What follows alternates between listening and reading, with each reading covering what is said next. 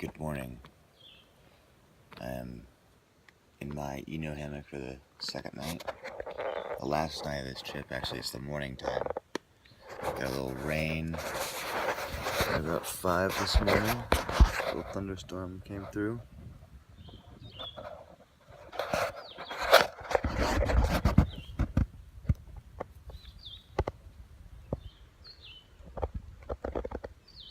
There's the shelter right there. It was pretty full, so I decided just to camp out.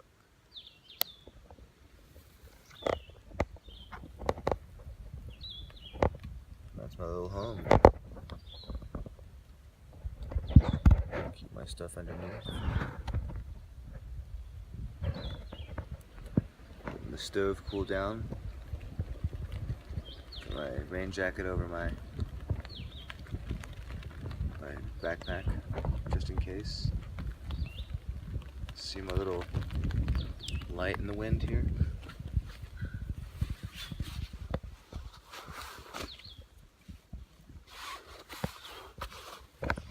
They're just unplugged, so I can't turn it on for you, but it looks really cool at night.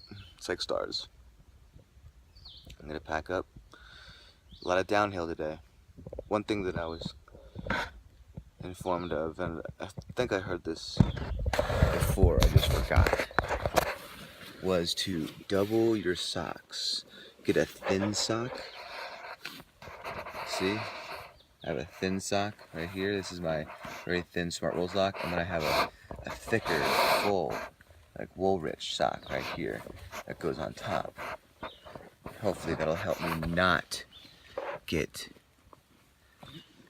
blisters on my feet on the way downhill today, so my feet aren't sliding on the surface of my shoe. Instead, the socks will be sliding on the surface of each other.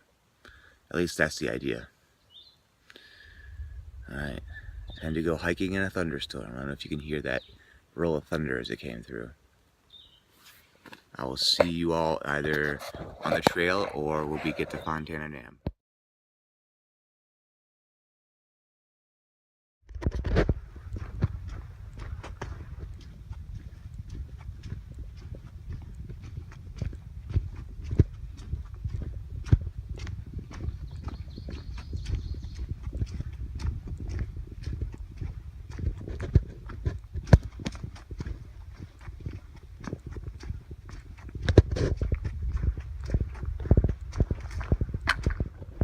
Hey, walking on this beautiful Wednesday morning through the Great Smoky Mountains. Foggy, it rained this morning. Second time I got to use my tent, and I'm very happy and fortunate for that. And I got to thinking about, especially around holidays, when you have this kind of there is this focus that seems to be encompassing or surrounding the art of gift giving, and I know personally growing up I was extremely fortunate, and I realize this more and more as I get older, to pretty much get within reason, hey, if you wanted it, that's what you were gonna get, either from Santa, mom and dad, grandma, grandpa, aunts, uncles, In my family, I was very fortunate. And, over the past 5 days through the Smoky Mountains, this is day 6, just thinking about how, it's great to be able to show your love through, and maybe not show your love, but, that the child feels loved and appreciated and wanted when they're able to get these things. So to be able to provide that is amazing, but at the same time, I guess just hoping from a parent's perspective, which I have no idea about, but I guess just hoping that they realize the bigger picture, that these things aren't going to make you happy, maybe for a little bit, but not for a long while. It's people, it's community. There are times when I would be hiking up this mountain, parts of the mountain that are really steep, and I was dying, carrying this body bag of a backpack up the mountain. Where, I would see somebody passing and they would stop for me, I would stop for them, depending you know, what the situation the trail was like. And you know, there were a lot of times where I would get this little burst of, this little turbo kick of energy to kick forward. You know, some of it may have been my ATP kind of reuptake so that I could have more energy to be put out in my body, in my muscles, or it could be just the fact of having that, you know, that camaraderie, that people, you know, connection with another person. So that sense of community, I think, is really important, and that's really makes you feel loved, is that you're part of something. By the way, as a side note, I put on my friend's backpack because he's been like running around here with no poles or anything. That thing's gotta be like maybe 25, 30 pounds. I ran, sprinted down the trail, like jumped up and down, did like air squats, jumped up in the air. I was like, do not pick up mine, you'll be very sad. So just wanna add that in there. It's been a, definitely a growing stronger kind of experience as I push through these hills. Keep going, keep going. Peace.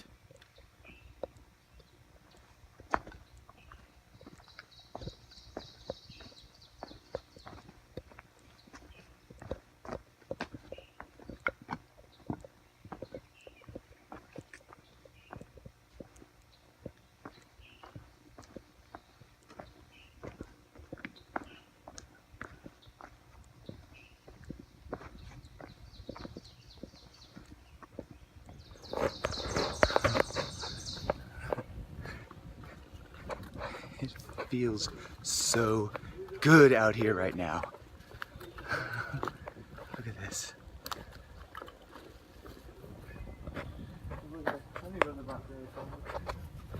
This is beautiful. And it's like the perfect temperature.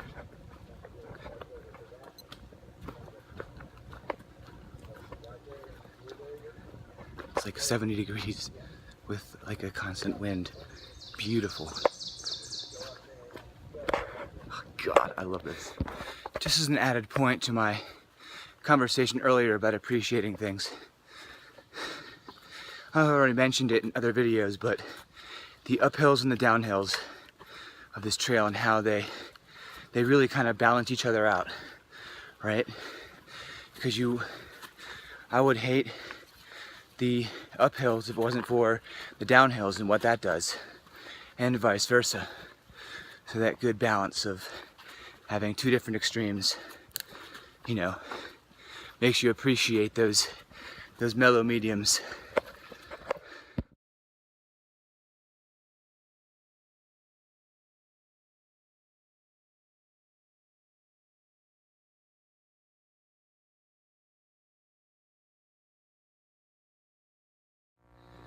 All right, so we are about a little over 3.5 miles from the Fontana Dam, where our end point is, and we are climbing up the fire tower. It is really foggy, as you've seen today, but we're going up.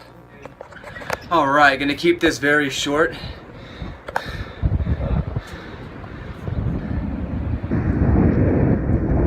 All right, dude, I'll come down so you can get up. Okay. And here we are, top of the fire tower. It's scarier right here, dude. It's way scarier here than it is up there. Well, dude, I'm not, I can hold on, I'm not worried about the wind falling through on me. Okay, dude, it like braces up your legs. Yeah, stay on the edge.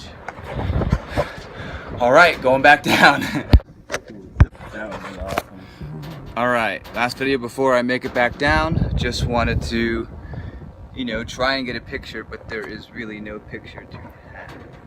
Just white. But you do have this photo.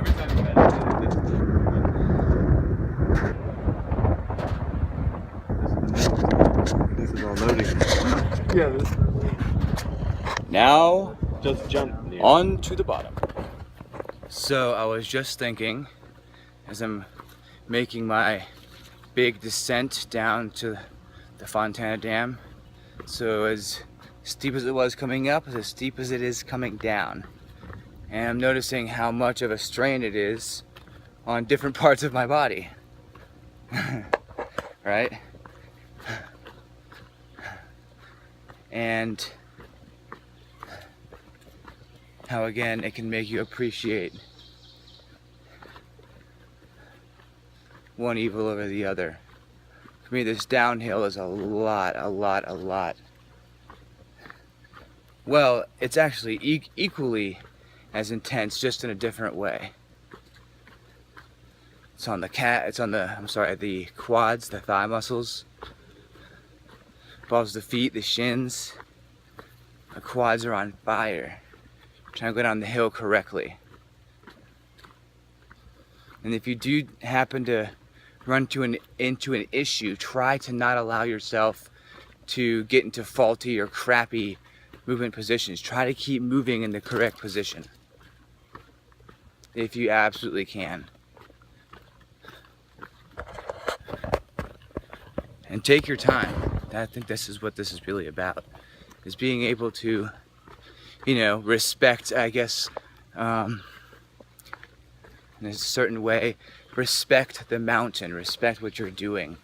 When you're going uphill and downhill, take your time. Don't slump through it. Be precise. You know, you can haul butt through the flat parts, you know, really get a good pace going. But through this, it's not worth it. It's not worth messing yourself up. All right? Keep going and keep growing. Don't hurt yourself. Talk to you next time.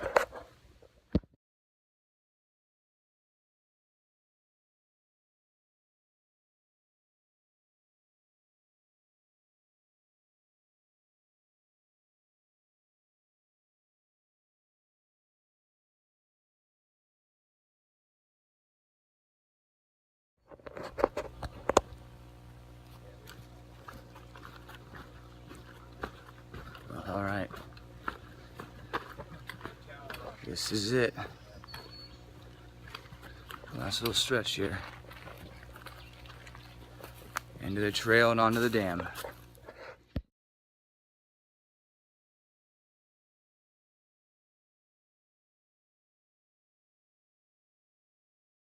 Hold on. There's his trash for 5 days. Yep. Got mine here for the past 5 days. Made it to the lake. And there's the dam right there. I'll shoot video as we approach. There's where we came from, back down that road that winds around and goes up that mountain. All right.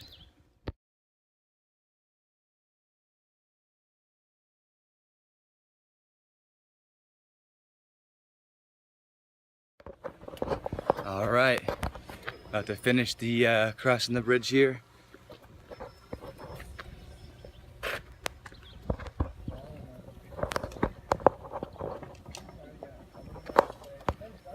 And the car is right on the other side of that building, in behind those trees. It's been a good one.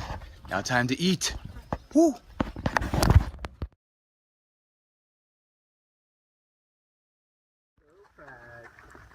The question is, does it still exist? Oh, here we are. Back to life, back to reality. So just wanted to give you a quick little update here. Just weighed my pack officially. You can see I put my shoes on there and I kind of put everything back in its place. So with the food that I ate over the past 6 days and not having all my clothes in here, my pack weighed in at 51.5 pounds. So I was pretty spot on. It was probably close to 53 to 55 pounds when I started the trip. And they say you should carry, I think that I was told by one of the thru hikers on the Appalachian Trail that you should be carrying no more than 1/4 of your body weight. And somebody whipped that up in their head really fast and said that's about 42.7 pounds. So I was over by more than 10 pounds, but stronger for it.